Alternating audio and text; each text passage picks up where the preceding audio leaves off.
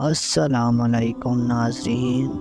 ایک نوجوان اپنی زندگی کے معاملات سے بہت پریشان تھا۔ ایک روز ایک درویش سے ملاقات ہوئی، اپنا حال سنا دیا، کہنے لگا بہت پریشان ہوں، یہ دکھ اور پریشانیاں اب میری برداشت سے باہر ہیں، لگتا ہے اب میری موت ہی ان غموں سے نجات دلا سکتی ہے۔ درویش نے اس کی بات سنی اور بولا جاؤ نمک لے کے آؤ۔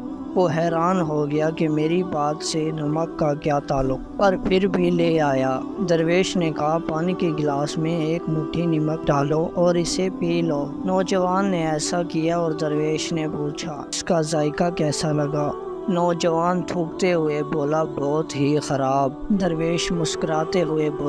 درویش بولا اب ایک مٹھی نمک لے کر میرے ساتھ سامنے والے چھاتے تک چلو۔ صاف پانی کی جھیل تک پہنچ کر درویش نے کہا چلو اب اس مٹھی بھر نمک کو پانی میں ڈال دو اور پھر اس جھیل کا پانی پیو۔ نوجوان پانی پینے لگا۔ درویش نے پوچھا بتاؤ اس کا ذائقہ کیسا ہے؟ کیا ابھی بھی تمہیں یہ کھارا لگ رہا ہے؟ یہ تو میٹھا ہے اور بہت اچھا ہے، نوجوان نے جواب دیا۔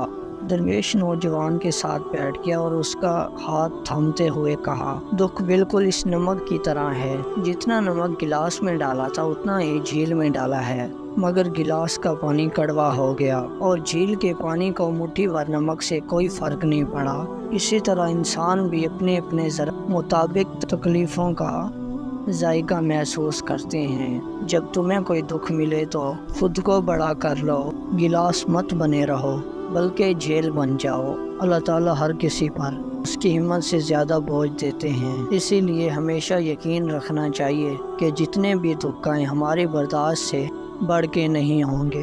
ہمیں ہر حال میں اللہ تعالیٰ کا دامن پکڑنا چاہیے۔